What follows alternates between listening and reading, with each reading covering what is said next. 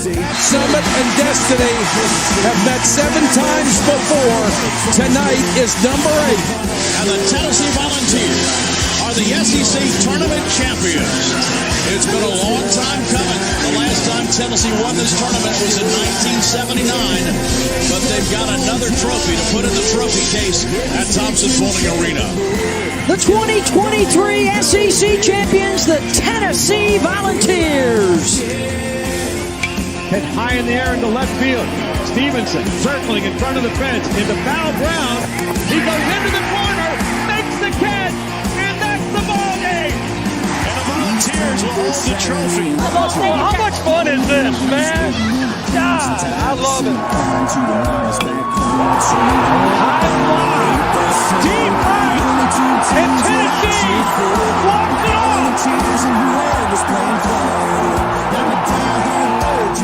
The 2-2 to Denton.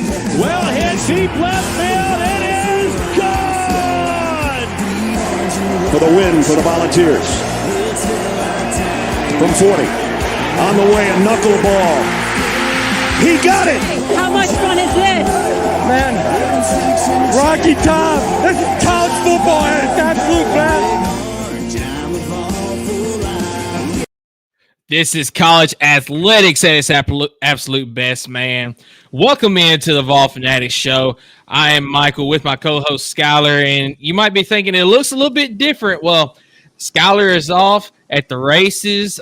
He did want to come on for the show, though. He's got his phone up doing the show. There's a little bit of weather there, so Skylar might cut in and out some, but hey, we're going to make the best of it. Skylar, how you doing tonight, man? Man, if y'all can hear me loud and clear, we are attempting to do something very dangerous, and that is going live for a podcast in an absolute dead zone in Hurricane Mills, Tennessee. If anybody ever knows what Loretta's is like here in Dixon, Tennessee, it's pretty wild. But thankfully, we got some Starlink internet, but it is raining, so everything's working against us today. But we're persevering, just like Coach Heupel and the recruiting staff. Because I tell you what, man, what a week it has been on the trail this week. Yeah, it has been a fantastic week. We'll get into that a little bit later in the show. We have got a jam-packed show for you once again today. But before we get into all that, I want to let you know who our show sponsor is, and that is Chris Smith Insurance. As a homeowner, Chris Smith was once let down by an insurance company, so he decided to start his own agency where instead of feeling like a big company is fighting against you, you'll know that your agent is fighting for you.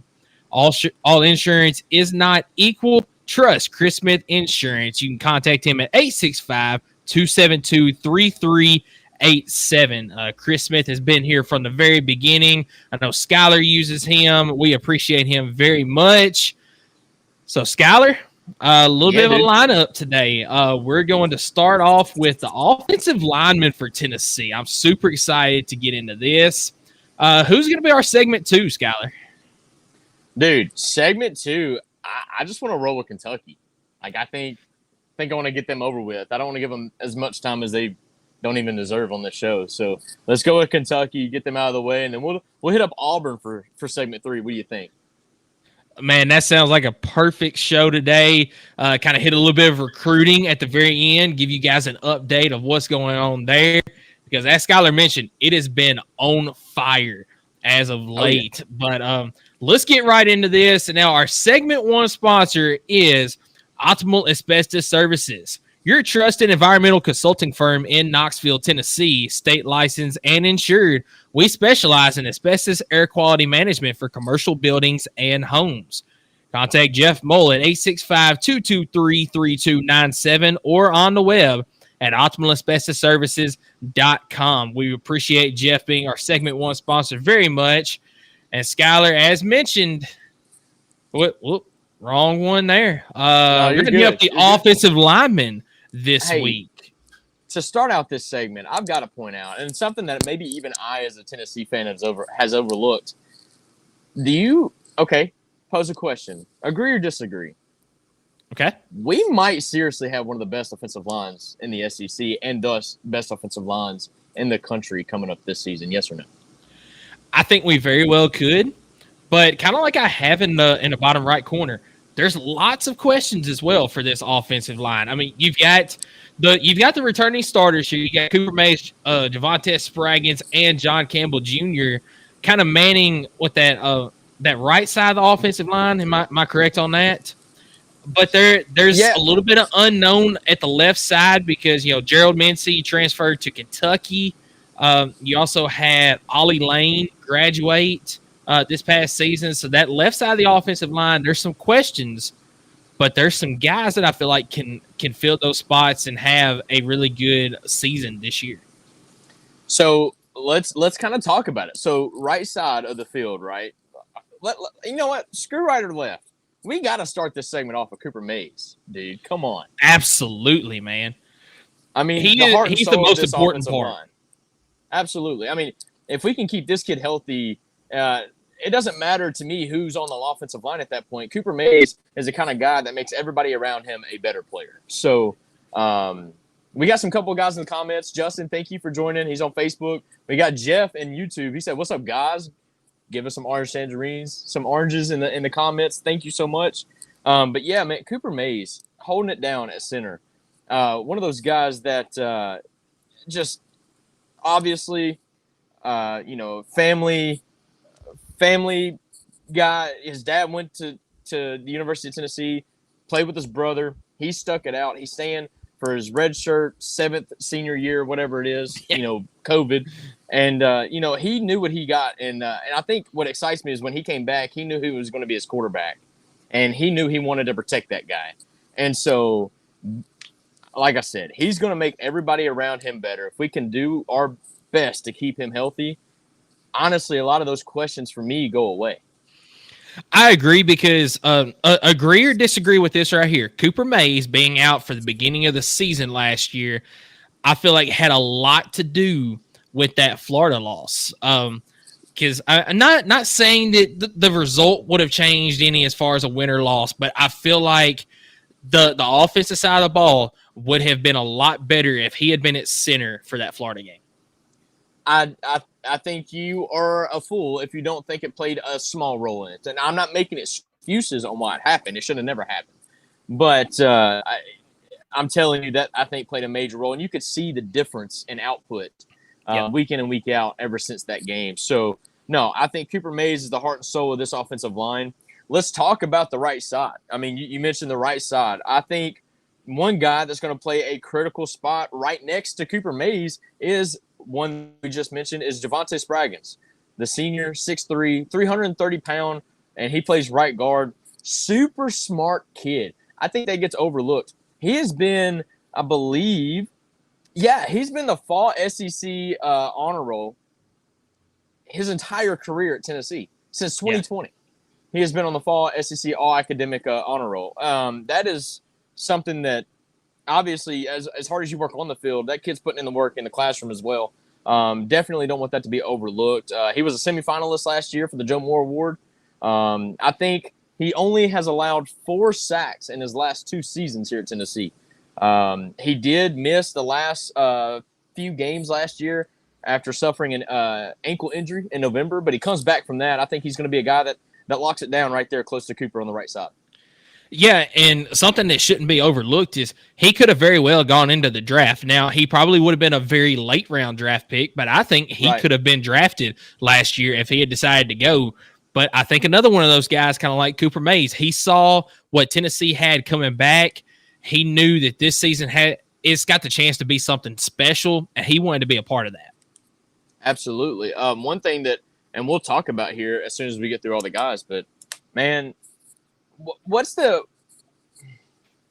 Heupel's offense? You think of offensive line, and what's your first initial reaction? I know mine, even as a fan, was, well, you can't have the big guys because your offense runs so fast. You've got to have athletic, offensive linemen more than, you got to have big bodies.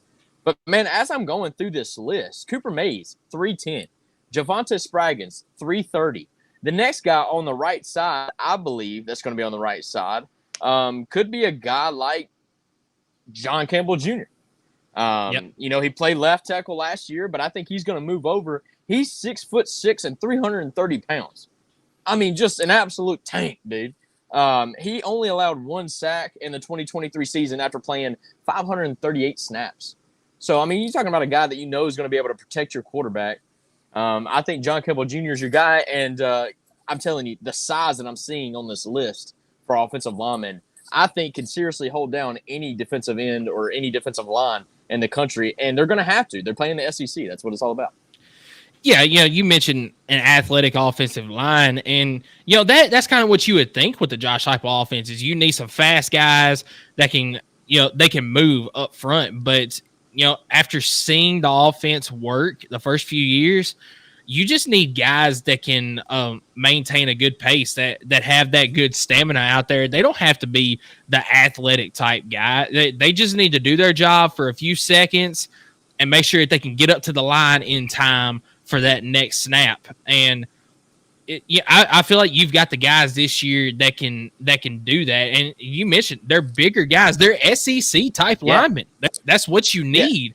Yeah. They just have to do their job. I feel like that's a little bit easier for guys this size. You do your job for a few seconds, and the ball's already out of the quarterback's hands, or the ball's already in the running back's hands.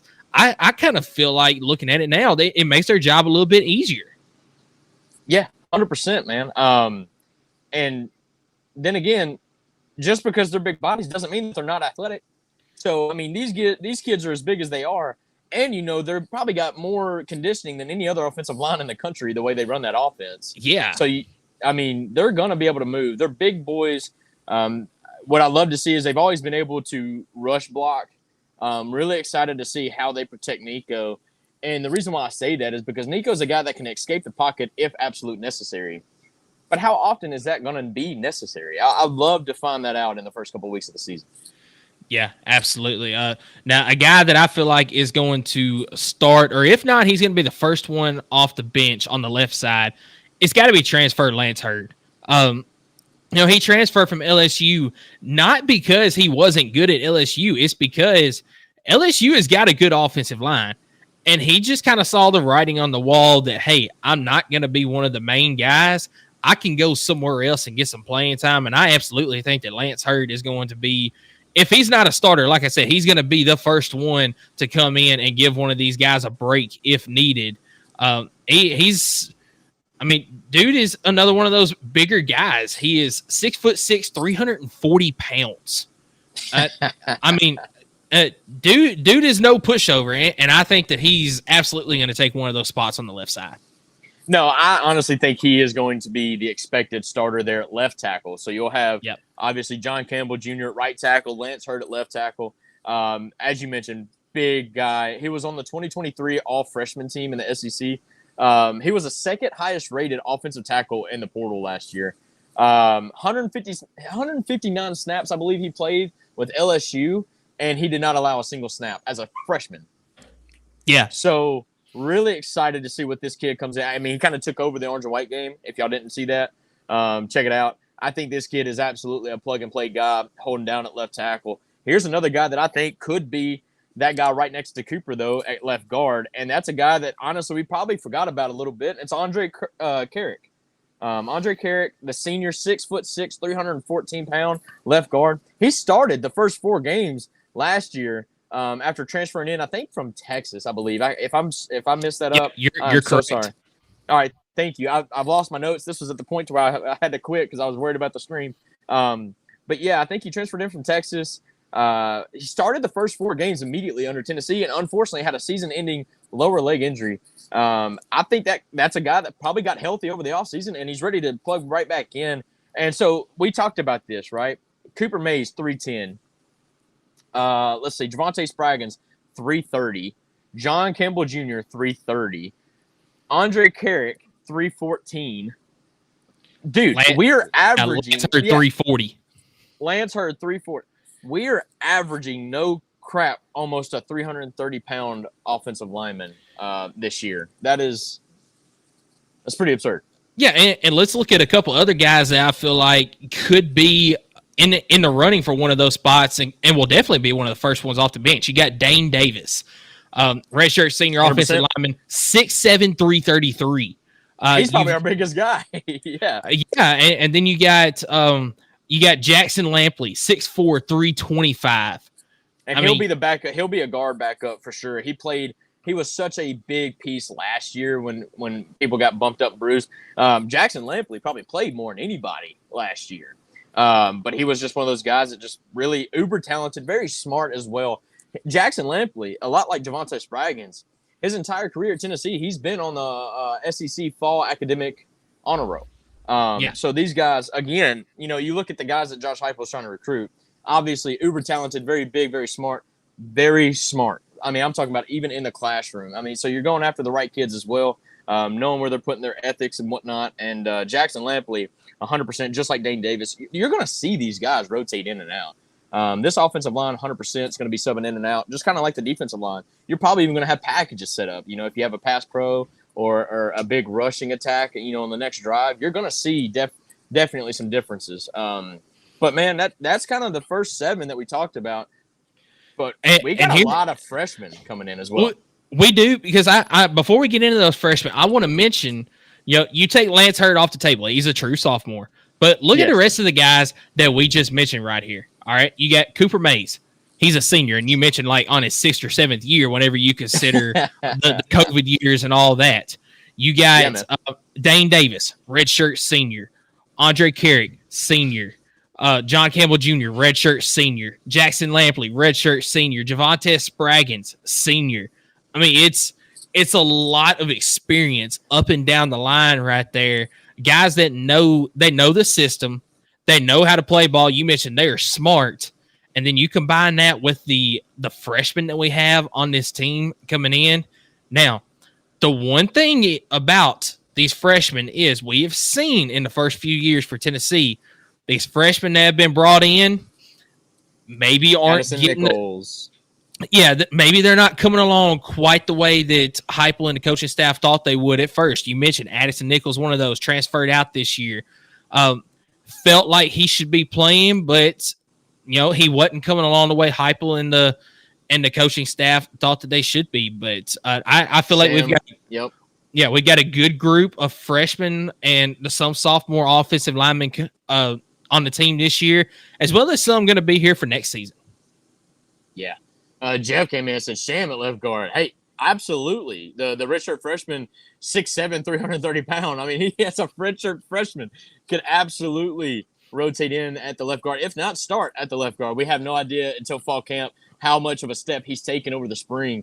At least I don't have that intel. But as of right now, I got to go off the guys that played last year and probably had that start locked down, and unfortunately due to injury, because I'm telling you, our offensive line got banged up.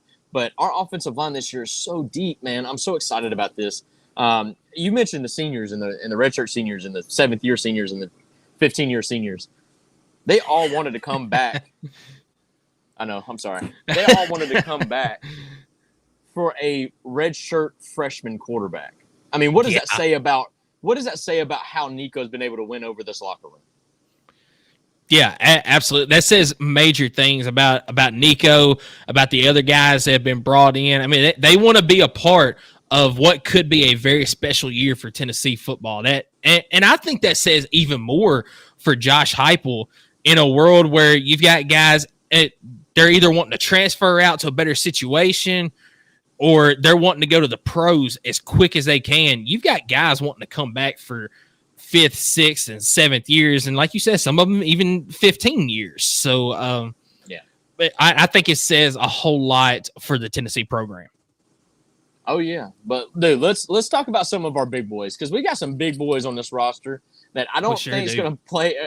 I don't think they're going to start. And I don't even know if they'll be rotational pieces this year. But, man, I tell you what, you're talking about a depth piece for the years to come. I mean, a guy that I want to look at, just the biggest guy I think that's on the offensive line is Messiah Reddick, the redshirt sophomore, 6'5", 350 pounds. Just a guy that's kind of been around the program, kind of waiting his turn, seeing where he fits. I think maybe he could lose a few pounds just to kind of be a little bit more athletic. I mean, obviously, you're being asked to run a lot as an offensive lineman in this offense.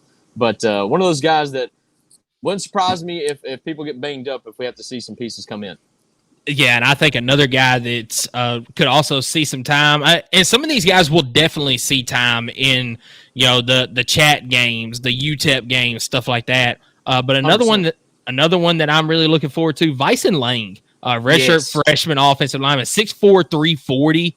I've heard a lot of good things about this kid.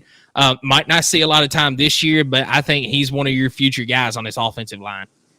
Just like Bennett Warren. You're talking about a true freshman, 6'7", 342 pounds. That dude from Houston, Texas, by the way.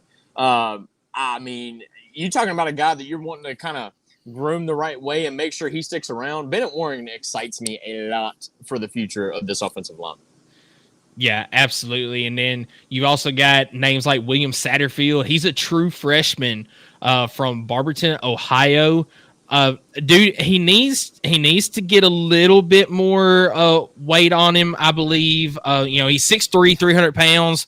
So he could be that athletic guy that you're talking about, but I feel like to have a lot of success in the SEC, you need to put on about another 15, 20 pounds, get closer to that, 320 mark. But, true freshman, dude, he's got a lot of room for improvement, a lot of room to put in or put on that extra weight and learn from these guys in front of him. Yeah, absolutely. There's so many freshmen on this list. It's going to be hard to get through all of them. But a guy like Gage Ginther, true freshman, 6'5", 310 from Colorado.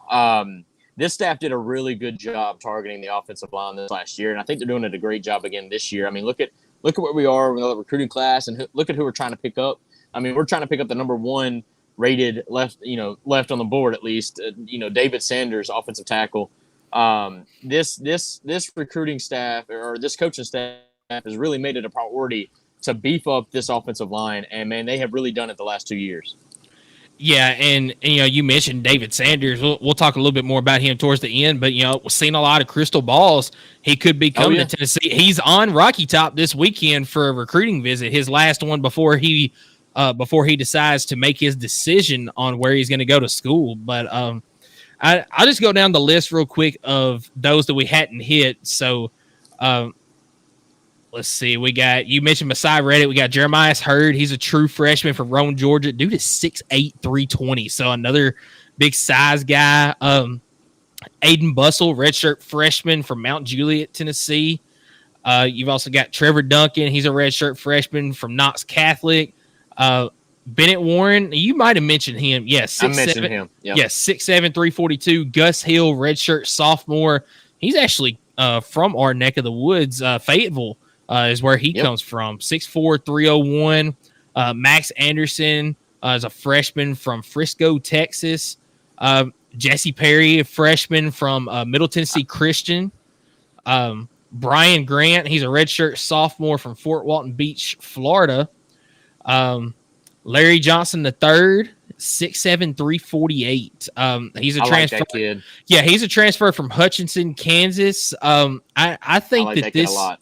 Yeah, this guy, he might not get much time this year, but I think next year he's definitely going to take one of those starting spots if he makes the jump like what we think he will. And I believe that takes care of everybody. So, we got a lot of experience. We got a lot of youth on this team. I think we've got a good mix, though. And I think that this, you mentioned it, this could be one of the best offensive lines in the SEC, which would make them one of the best in the country. But there's also that other side of it. We hope it doesn't come to this, but you could have some injuries. You could have some guys maybe not take that step forward like you think you would. And you could see Tennessee's offensive line be middle of the pack towards the bottom of the pack. That's why I say there's a lot of questions on the offensive line. Yeah. The only thing that scares me more than anything, but honestly, I think it's so stacked and so deep, it's not going to be that big of a problem. But we just went through that whole list. There's not a single junior on the offensive line. Yep. We missed a complete class there. So, but then again, you've got 7, 8, 9 seniors. You got 10,000 freshmen. I tell you what, and you got some true or you got some redshirt freshmen and redshirt sophomores in there as well. This offensive line, I'm not trying to get clicks when I say this. This may very well be the most overlooked position group at Tennessee. They could be one of the best in the nation. Yeah, they very well could be. I think it's close between offensive line and the group that we talked about last week, the linebackers. That could be the most underrated position on the team because nobody's talking about them. You know, Yep. Everybody's talking about the edge rushers. Everybody's talking about the receiver. I tell you, everybody's talking about defensive back just because it's a completely new room. Yes. But all the while, we got an offensive line that literally not just underrated, man. I'm telling you, could seriously be one of the best in the SEC this year. Yeah, absolutely. But, you know, a lot of times with groups like this, the less the people talk about them, the better that they are. 100%. 100%. Yeah, you don't have that expectation to live up to week in and week out, which they already have their set expectation. Don't get me wrong. But at least they're here inside the room and not outside the room. So, yeah, absolutely. But, you know, the big key for me on this offensive line this year, Cooper Mays has got to stay healthy this season. I mean, this will be his last year in a Tennessee uniform. I mean, the guy, he means more. I would say that he is a more important piece on this team than even Nico. Because, yes, we do have a true freshman behind Nico. You've also got Gaston Moore. You know, dude has been there for 7 years now as well. But I feel like as long as you have Cooper, you can have success with those guys at quarterback. Are you going to beat the Georgias, the Alabamas? No, probably not. Not with them at quarterback. But I feel like you can give yourself a chance as long as you have Cooper Mays on that line as your main guy there. He is the biggest piece of this offense. And when he decided to come back, we got so excited about it. Oh, 100%. And even if something were to happen, look, it's football. It could happen. But as long as he stays engaged and stays a leader in that locker room, which I think he would no matter what, that's exactly what this team is going to need moving through the season. So, but as always, we're praying for safety and health for all of our players. But, yeah, I do think this fall, you're not going to hear much about Cooper because that boy probably going to be wearing some bubble wrap on the sideline until the season starts. So, but that's a story that we're going to be watching and paying attention to as fall camp starts this week. We didn't even talk about that. Man, I'm so excited. We are at 34 days now until it's football time in Tennessee. And we appreciate those that have been looking at the posts that we have been putting on the Vol Fanatics 100%. Page on Facebook and Twitter. I did miss a day or two here and there, and I put some up late, but I'm trying to get one of these up every day. Give you some interesting facts from Tennessee football, and kind of coordinate those with how many days we have left. So, do you have anything else on the offensive linemen before we move forward to our second segment? No, man. I'm really excited about the group of guys that's going to be protecting Nico and giving him hopefully every tool that he needs around him to be able to succeed this year. Yeah, Justin, really appreciate that. There is a couple of them that I'm having a little bit of trouble finding something, but before we get there, I'm going to find something to post that day. But really appreciate you commenting that. It makes me feel better posting those. So yeah, I appreciate you doing it, man. It's been that's all Michael, by the way. Everybody listening and watching live, that is all Michael. I try my best to share it when I can, but Michael does so much behind the scenes for us, and I never want that to be underappreciated. Michael, I appreciate everything you do, man. Awesome. Oh, well, I appreciate you, man. Hey, you do a lot more than you think you do. So I appreciate the work that you do as well. But let's get right into our second segment as we're going to talk about some Kentucky football, give our predictions there. But before we do that, our second segment sponsor is P&L Business Services. P&L Business Services is a full-service bookkeeping, payroll, tax, and consulting firm for small to mid-sized businesses where it's your numbers, our passion, and we empower you to grow your business. We know firsthand that getting your monthly reporting, invoicing, bill pay, taxes, and other essential business services right is critical. That's why at P&L Business Services, we go beyond bookkeeping by providing you with everything you need in your back office so you can have your time back and the peace of mind to do what you love most, which is building your business. Behind every successful business is a great bookkeeper. Contact them at pnlbusinessservices.com. So, Miss Leanne, we really appreciate y'all being our second segment sponsor. And we're going to get right into Kentucky here. And Justin, really appreciate it. He says, doing great, buddy, on those posts. Hey, I try, man. I try to do the best that I can. You know, got to give my all for Tennessee whenever we do these. So, Skylar, do you want to go first with Kentucky, or do you want to go first when we do Auburn? Yeah, man. I'll go first for Kentucky. We're gonna try to keep this a shorter show today because I am remote today. But we're gonna try to roll through this Kentucky lineup, and Kentucky. What do we expect? I don't know. They got another transfer quarterback. They've got one, it seems like, the last 5 years, and they still continue to be mediocre. And somehow Mark Stoops is the highest paid head coach, it seems like, in the SEC. It makes no sense to me, but hey, by all means, Kentucky likes to admit that their standard is lower than everybody else's. So, sorry, that was a rant. But no, let's start this thing off. Southern Miss, I do think they start the season off with a win. I think it should be self-explanatory. But here's what I want to make notice, man. They play an SEC opponent right out the gate in week 2. That's pretty quick. I mean, usually you don't see an in-conference opponent that quick. I think maybe a lot of that has to do with the fact that their rivalry game at the end of the year is not an SEC opponent, so they have to kind of work the schedule around.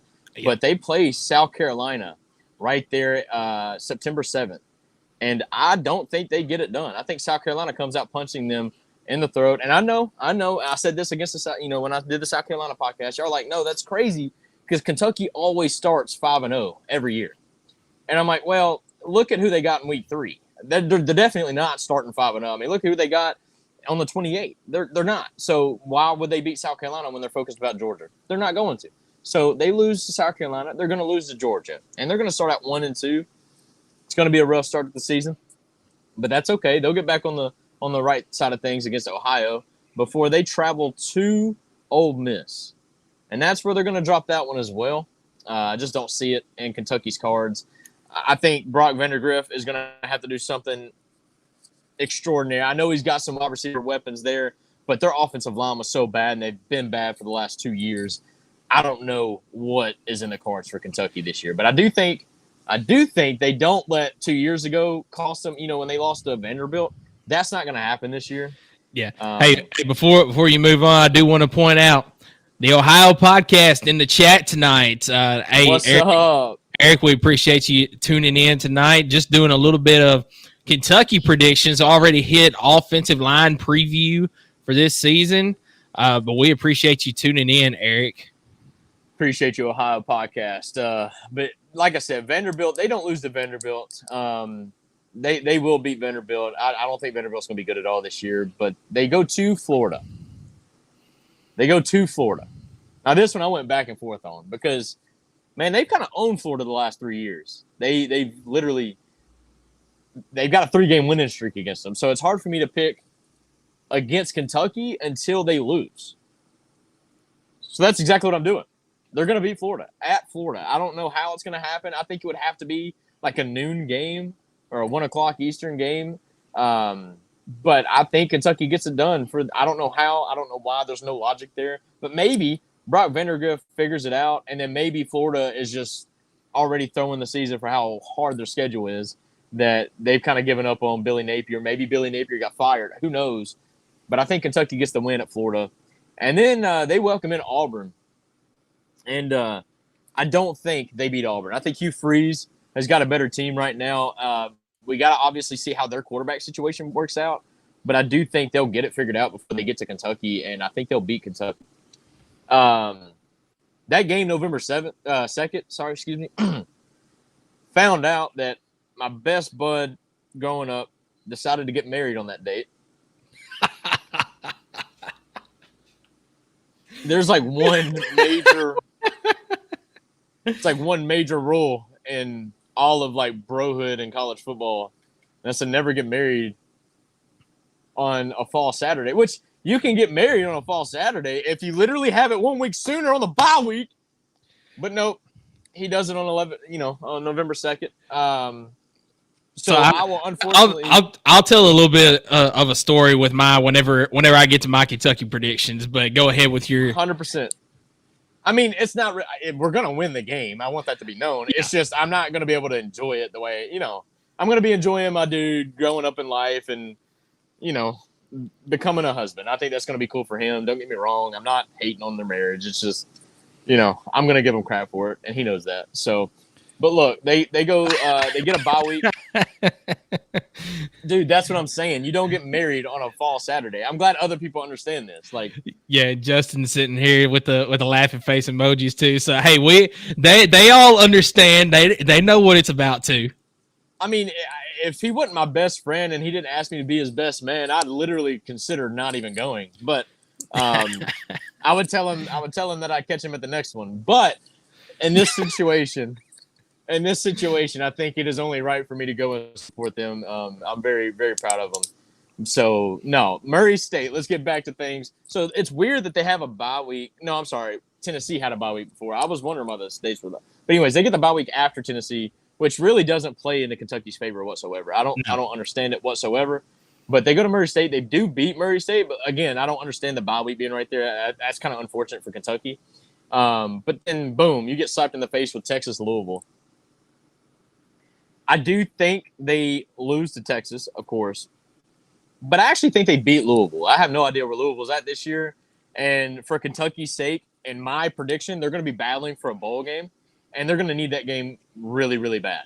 So, overall, I've got Kentucky going 6-6. I think they're only going 3-5, I believe, or 2-6 in the SEC. I can't remember. Let me count it up real quick. Florida, Vanderbilt. Yeah, they're only going 2-6 in the SEC. Not a good year for Kentucky in my book. But that is my prediction. So, what do you think the ceiling and the floor is for this Kentucky team this year? Yeah, that's a good one. I probably should have done that real quick. So I do think they pick up a win in South Carolina if we're doing ceiling. I do think they pick one up over Auburn if we're doing ceiling. But that's it. So I would say the ceiling is really 8-4. And then the floor, I would say they lose to Florida and they lose to Louisville. So I'd say the floor is actually what? 4-8. Yeah, I think that's fair. 4-8 and 8-4 is the floor and ceiling for this Kentucky team. I just don't see a special season in the books for Kentucky. Yeah, I can't say that I disagree with you there. Because spoiler alert, I've got the same record, but a little bit different path to get there. So I've got 6-6 for Kentucky. Yeah. So we'll go ahead and clear the board here. Eric disagrees. See what he says. 5-7 floor, 9-3 ceiling. Oh, okay. All right. I'll get through my predictions here, and then I'll see if I can figure out your argument on that. See if I can make a case for 5-7, 9-3. So, what do you, Eric? What do you think the prediction or what their actual record will be this year? So, I'm going to go ahead and get into mine. Whoops. Don't need. Whoa, you just realized. Oh no! Just hide your eyes. I just got flashed, man. So, week one, I agree with you on Southern Miss. This is not Southern Miss baseball. This is Southern Miss football. We're gonna see Kentucky get a win there. Let's see. Eric says 7-5 for Kentucky this year. He's got Kentucky beating Tennessee. That son of a gun. Yeah, I swear. Justin says misclick on that. It definitely was. So I have to swap back and forth from the graphics to the chat. So sometimes it gets me on the misclick. Got to watch where you point that thing. You know what I'm saying? That's right. South Carolina week 2. I've got Kentucky winning this one. I think Kentucky's a step up on South Carolina this year, and they get the game at home. So I think they start off 2-0, but Georgia comes to town the next week, and I think it's going to be same old Georgia-Kentucky matchup. It's going to be a blowout. Georgia gets that win easily.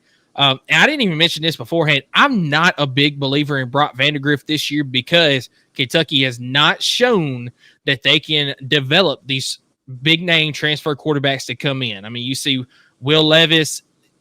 Will Levis got to where he is because of him. I don't think he was developed worth a darn at Kentucky. Right. I think he was just naturally that good before he even got to Kentucky from Penn State. And then Kentucky, you see when he got to Kentucky, he never really progressed. He just kind of worked off of the talent that he already had. And that's what you don't want to see. And I will say, I think the reason he took a step back in his second year at Kentucky is he didn't have an offensive line that was worth a crap. So, and then we saw last year, Devin Leary, he did not live up to the hype. So I've got to see it before I can believe it with Brock Vandegrift this year for Kentucky. The exact same way. I'm the exact same way. Yep. Yeah. But week 3, start off the season 3-1 after you get a win against Ohio. I'm the same as you here with Ole Miss. I think they travel to Oxford and they take a loss to Ole Miss. Vanderbilt is Vanderbilt and will continue to be Vanderbilt. I think that was a one-off against Kentucky a couple years ago, and Kentucky gets the win in this one. I said earlier with our Florida predictions that I think Florida will win this game, even though Kentucky has had their number, and I'm going to stick with it. I think that Florida gets the win in the Swamp this year. I think Billy Napier's still there. I agree with you 100%. Yeah. I've got Kentucky actually winning against Auburn because I don't trust Peyton Thorne at quarterback either. Well, I mentioned that. In my, depending on that quarterback situation in Auburn. Yeah, I do think that Hugh Freeze has got these guys going in the right direction, but I just don't trust Peyton Thorne at quarterback right now. Kentucky gets the game at home, so I'm going to take Kentucky to win the game. So November 2nd right here at Tennessee. This is actually my anniversary, on November the 2nd, but quick story. So you got married in fall too. That a boy. Way to... I did have a fall wedding, but I was married on a Wednesday night. That a boy. And you might say, well, why a Wednesday night? Well, for one thing, it's the middle of football season. But no, for another thing, at the time, I was working for the post office, and it's very hard when you've got people that work in the post office to get Saturdays off. So to help counter that, we did it on Wednesday night so our family members could get off of work to come to that. But yeah, it just so happened to be the week of the Georgia game in 2022, which was like the biggest game of the year other than the Alabama game. But yes, it was a Wednesday night, so we did not get married on a Saturday. So if you're gonna do a fall wedding, make sure you don't do it on a Saturday or do it on the bye week. Attaboy. But I'm going to get a good anniversary gift here that day as Tennessee is going to get a big win over Kentucky. Then they're going to Kentucky's going to beat Murray State in that week or in the following week. They go bowl eligible with that win, which is going to be big because they're going to travel to Texas and take a loss. And then Jeff Brom and Louisville are going to come in and they're going to knock off Kentucky to kind of avenge that game from last year. They really knocked Louisville out of playoff contention because they took that loss, which I believe was their second loss on the season. And then, yes, they got beat by Florida State the next week. So that really knocked them out. But that was a game that Louisville had aspirations to get into the playoffs last year. You had to win that one. You had to beat Florida State for the ACC title game, and you were possibly in the playoffs. I think with the way some of the other stuff worked out, they might not have made it, but you had to give yourself a chance. You dropped that game. I think Louisville's going to come in looking for some revenge for this season. This is a very atypical Kentucky season. You start out 5-3, and you finish 6-6. Yeah. I mean, it's just a new team, same story type deal with Kentucky. Yeah. So Justin chimes in. He says, "That a boy. That's the way that you do it with the marriage in the fall thing." So Justin says 5-7 this year. I could see it. I can see it because I'm telling you, it's very easy.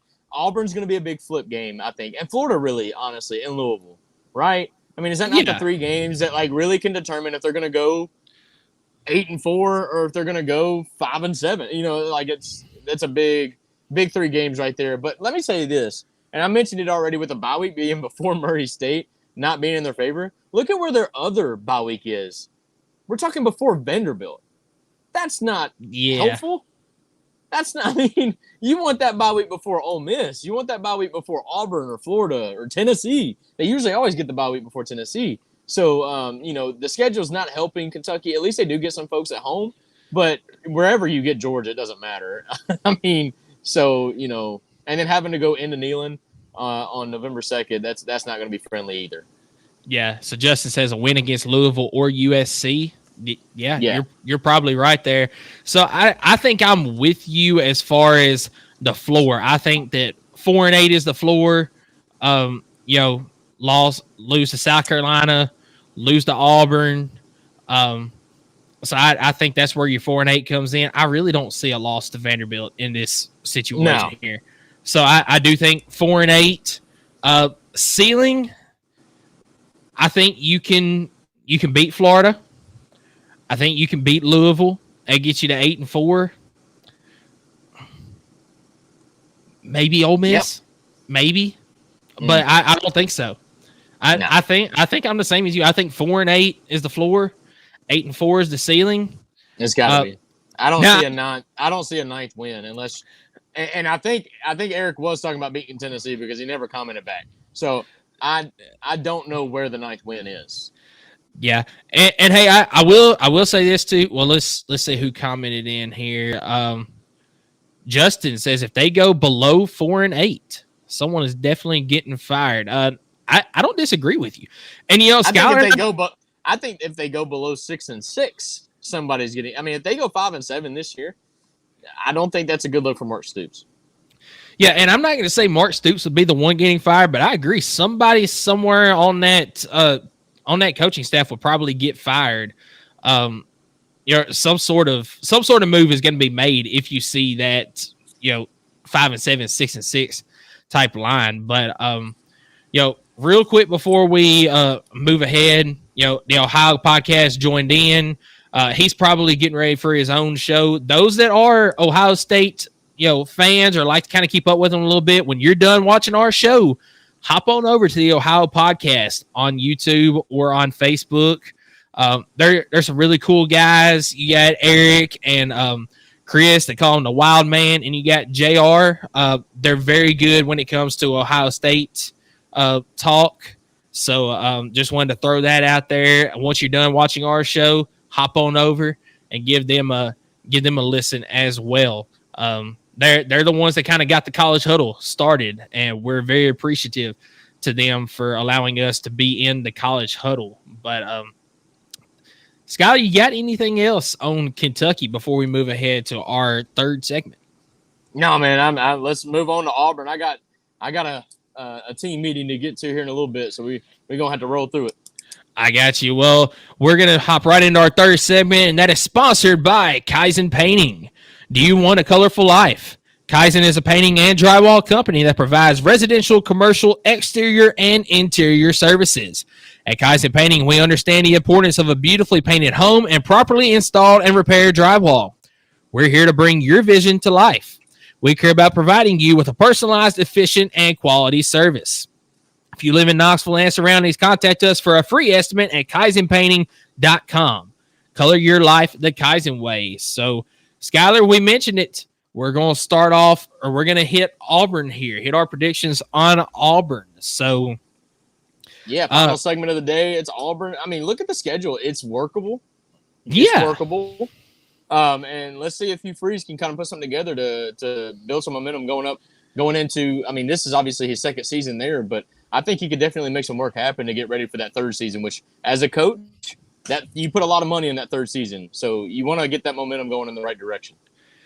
Yeah, I totally agree with you here. You do get Georgia and Alabama like you do every year, but you luck out not having to play a Ole Miss. You don't have to play Texas. So it is, like you said, a very manageable schedule. But I'll go ahead and go first since you hit Kentucky first.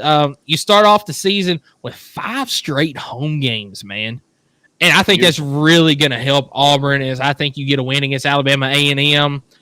You get California on a return trip. Last year, a bit of a slugfest, 14-7 victory out in California. But I think that I think you get a win here this year as well. You welcome in New Mexico. You didn't do well against New Mexico State last year, but let's welcome in the other New Mexico team.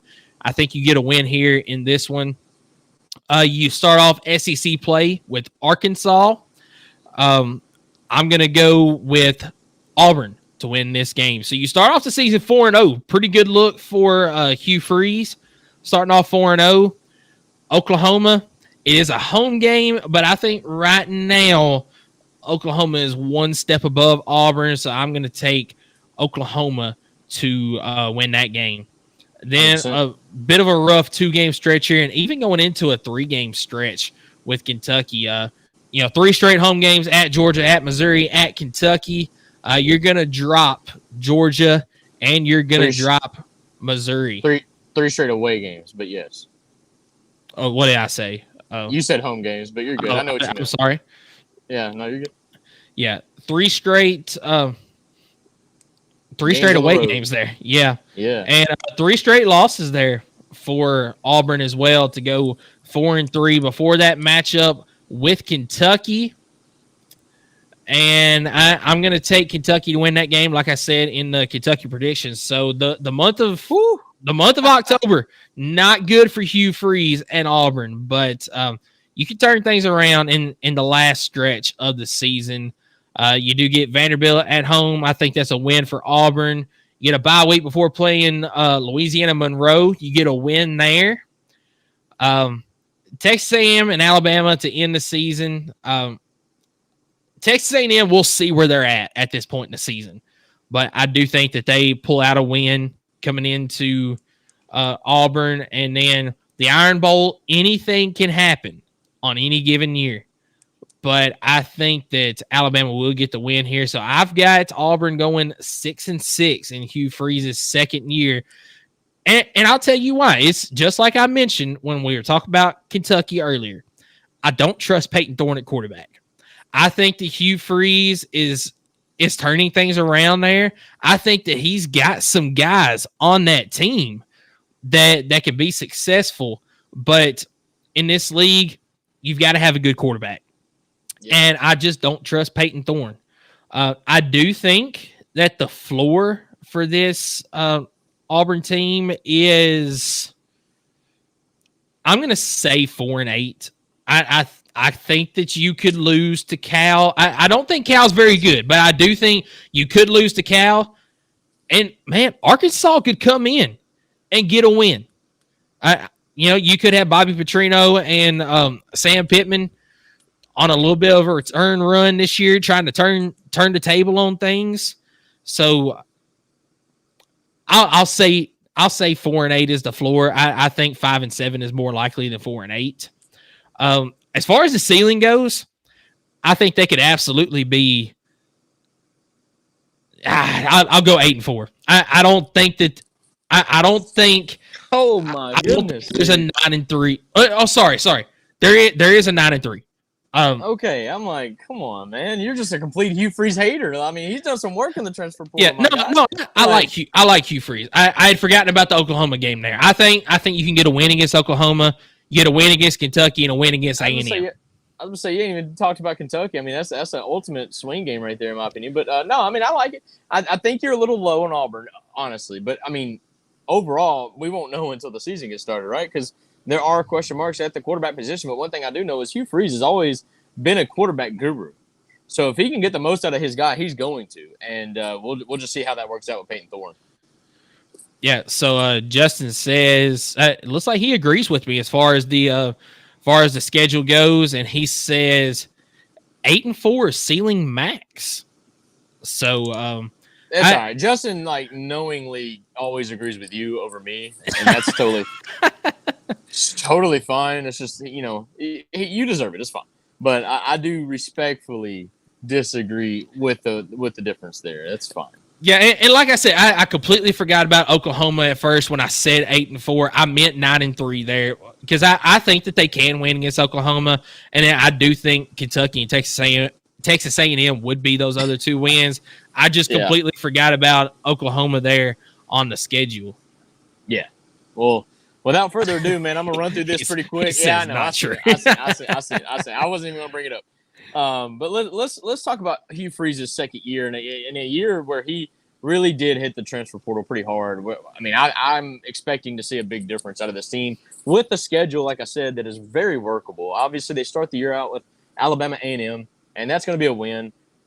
Second week of the year, they go to California. I'm sorry, they host Cal, in which I think that'll be a win as well. I mean, I'm telling you, they're gonna start off rock solid, as they're going to beat New Mexico as well. They lost their quarterback to, I believe, Vanderbilt. No, that's New Mexico State's quarterback in Diego. No, my fault. Yeah. Yeah. But either way, I mean, like I said, Auburn's going to get that win. Yeah. They welcome the first SEC opponent in Arkansas. Arkansas is probably one of the bottom of the barrel teams this year. I think Auburn starts out 4-0 this year. I think they get the ball rolling pretty early. But then that final week in September and then October, I didn't know this, but obviously you play Oklahoma. I don't think they get the job done, honestly. Even though it's a home game, Jordan Hare, I don't think it's enough. But then what I didn't understand and what I didn't realize is the entire month of October, they don't play a home game. Georgia, we should not win that game. Skylar, we're kind of losing you a little bit. Losing me a little bit. That's all right. It's service. All right, you're back in now. It was just breaking out just a little bit there. So, well, like I said, Oklahoma they dropped that game, but then they get Georgia, and they go to Georgia, and I don't think they win that game, not even a little bit. But they do get the bye week, which I was mentioning at Missouri, which I think is going to help a little bit with that travel because they got 3 straight away games, and they're not home in October whatsoever. But Missouri, I think, is just a really solid team, bringing back a lot of talent. And so Auburn, not so sure about it. I think they do drop 3 in a row. But here's where I differ from you just a little bit, and that's going to Kentucky. Now, here's where I kind of agree with you. That's their 3rd straight game on the road, and it's also like a whole month that they've not been at home. That could absolutely cause some turmoil or whatnot and uneasiness as far as keeping your guys focused. But I just don't think Kentucky's going to be that good of a team. So I think Auburn actually gets a win on the road at Kentucky. And then, of course, they beat Vanderbilt to kind of get back on track of things. They beat UL Monroe. And Texas A&M, I think they beat A&M. They get them at home. I think that could be a night game before, obviously, going to Alabama, in which I do think they dropped that game. But I've got the Auburn Tigers going 8-4, and which y'all are saying is the ceiling. I'm just not so sure about it. I think if we're talking ceiling here, I mean maybe, but Missouri could be one coming off that bye week going to Missouri. If Missouri's just not, I think Auburn's one of the sneakier good teams that Missouri plays all year. So I see the ceiling being a 9-3, but I do see the floor being close to a 6-6. They could lose to A&M. And then they can lose to Kentucky. But I don't really see anything outside of that. So 6-6 is the floor. 9-3 is the ceiling for this Auburn Tiger team. But I have them going 8-4 overall. Yeah, so Justin chimes in. He says Oklahoma is better, unfortunately, this year. And I agree with that. Now, I will say this, too. This is going to be Oklahoma's first game in another SEC stadium as an SEC team. So, that could play a factor in it as well because you get Tennessee the week before, but it's at home. So I do agree with you, Justin. But in other words, this is Oklahoma's first chance for a win in the SEC. Is what he's trying to say. Pretty much. So also Tennessee Junior joins in. Says GBO, we appreciate you, my man. Appreciate you tuning in to the stream here. So you got anything else on Auburn before we kind of wrap up? We got some recruiting notes we want to hit on before you have to hit the road. So anything else there? No, man. This is the SEC schedule predictions for Kentucky and Auburn. Obviously, we'll look like idiots down the road when they don't do anything that we thought they would. But let's wrap up this show today with some recruiting updates. Yeah, but you know what, Skylar? We go on the air, we put our stuff out there, and we own it. We own it if we're wrong. So for those haters in the comments on YouTube, we understand. We've got our opinion. You got your opinion. If we're wrong, we'll come out. It's always the guys that don't have a profile picture too. I mean, I don't understand that. Whatever, it's all good. Yeah, absolutely. But we've got some huge recruiting news as this weekend was really big for Tennessee. As you see here, Lagonza Hayward, 110% committed is what he says. So that was the first bit of good news that happened yesterday. As for the next 3 weekends, this past weekend included, you've got some big guys making decisions. You had Lagonza Hayward yesterday make that decision. You've got was it Faison Brandon? Is that how you say his name? 2020 Faison Brandon. Thank you.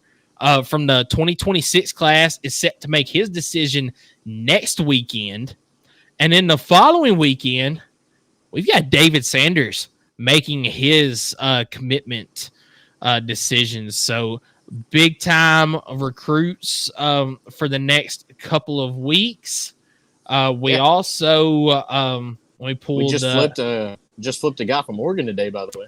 Yep, well, I'm pulling that one up now as the tight end. Yep. Yep, we've got tight end Deshaun Brame. 4-star tight end has flipped his commitment from Oregon to Tennessee. And this guy right here, after yesterday and after today, puts Tennessee at the number 5 overall class sitting here today for the 2025 season. I believe is the highest? That is per the 247 rankings. On 3, they're still at 7th, but per the 247 rankings, they do hold at the moment the number 5 spot in the recruiting rankings after this pickup. Yeah, we only go with the highest one, which is, go 24/7 at this point. So I believe that's the highest spot that Heupel has been since he's been at Tennessee. I could be wrong on that. Yeah, he's been flirting with the top 10 for several years, but this is by far the highest. And we still got work to do. Still got, like we mentioned, the kids on obviously the Faison Brandon's for 2026, so that doesn't necessarily count. But we're still going after some kids, including David Sanders, who's a 5-star offensive tackle. But yeah, man, it's some great things happening on the hill in Knoxville, and picked up a couple of big pieces. And Lagonza Hayward, I mean, we're talking about a high 4-star guy. I mean, we're talking like a 93 overall ranking, and you just have to be a 95, I think, to be a 5-star. And that guy's kind of hit the recruiting trail hard for these coaches. I mean, the moment he committed, he said, look, we're going after a couple of these guys, and we're going to have one of the top 5 recruiting classes in the nation. So love to see that from a guy, especially a safety, a defensive safety. Yeah. But I think he's starting to see the potential that this class has. Yeah, Misty tuning in, praising the hands. That's good there. And then Justin, just a minute ago, he says, man, you got to own it. And he says Texas 12-0 this season. So, we'll get to Texas here in a few weeks. I might agree with you, Justin. We'll see whenever we get there. But moving on from the recruiting news real quick, the stash. He is staying in Knoxville just like we kind of expected, as he will be an assistant coach for the Tennessee program next season. And that just shows he is all vol, man. All vol all the way around. We kind of thought that he would stay on as an assistant coach, and man, I love this for Tennessee. Yeah, no surprise here. We knew that this was going to happen, I think, before the season even started. And then the fact that he was able to cap off his senior year with a World Series win, and now he's on the coaching staff, couldn't be more proud for that kid. Yeah, absolutely, man. So a lot of great things going on the hill. And then Justin chimes in. He says, love it, man. You got to love it. It's what it's all about, dude. When you go through the way he played the game, gave his heart out. I mean, that kid was going after foul balls as a 6-year senior. He was picking up the bats. I mean, he did everything for that team because he truly loved the game. And to see him get rewarded the way he did just now, honestly, and over the course of this year and his career at Tennessee, it's only going to continue to grow. And I love to have him around the program. That is everything you want in a player. Yeah, Misty chimes in. She says, love me some Kirby. And Skylar, talking about Kirby, I know you got to get going, but one day on the show, I want to do a little bit of a ranking here. Your top 5 fan favorite players from Tennessee. I've got a feeling that Kirby would be on that list. Folky would be on that list. Folky's got to be on that list. 100%. Yeah. And Jawan Jennings. Yeah, so I think that we should do our top 5 fan favorite players one day. So we appreciate everybody tuning in today. We know Skylar's got to get going. Skylar, we appreciate you being able to come on today on remote. That just shows the dedication that we have to you guys. Trying to put our content out there. We appreciate you watching us. Sometimes we wonder why you watch us, but we appreciate you regardless. We have teetered anywhere from 7 to, I think we had up to 13 viewers at one point on today's show. We can't awesome. Thank you all enough for tuning in. Skylar, you got anything else before we close out of here? As always, appreciate the viewership. That was awesome. And y'all can't even say that it was because I was watching, because I can only have one device on the Wi-Fi. So I wasn't able to have my whole setup like I normally do. But thanks to Melvin and the CycleWorks crew for allowing me to come out here and help the kids. They're going to have 31 total bikes on the gate coming up this week. And if y'all don't know, there's only 42 total kids that race in their class. So total domination here by Melvin and Ryan here at CycleWorks, putting the team together, treating these kids like they're on a pro team. It's what it's all about when they make it to the biggest stage in amateur racing. So I'm very honored, very proud to be able to get to help these guys out, and them giving me the tools to be able to go live with you today. Even though it rained, it was a little sketch, but as always, we do everything we can to be here. But Robert tunes in on the YouTube, says happy Sunday, and I'm so glad that he was able to tune in right here at the very end. Yeah, for those new viewers, Robert has been a pretty much day one guy. Day one, dude. Since we started going live on YouTube. I'm talking one viewer, and it was Robert, and he stayed the entire show. Yeah, we appreciate him. Hopefully, he's going to be back live with us a little bit more once we hit football season. And Robert, it's amazing how people start watching us. Robert is actually from San Diego, California, and he's watching us in Tennessee. So, Robert, we really appreciate you. Glad to have you back watching us. Guys, we do have a guest going to be on next Sunday. Not going to leak who that is right now, but we'll have a guest on next Sunday to talk some ball with us. Fall camp starts this week. Yeah, fall camp starts this week. We know Skylar's got to get going, so we won't do our show schedule for next week on air. We'll kind of talk about it a little bit off air and decide what we're going to do. But appreciate you guys tuning in. Follow us on the Facebook, the Twitter, Instagram, and the YouTube. We appreciate all of you. And guys, go Big Orange. I'm a ball for life, y'all. I bleed orange and white, y'all. I will till I die, y'all. I'm a ball for life, yeah. Raised up on John Ward, giving 6 in the checkerboard.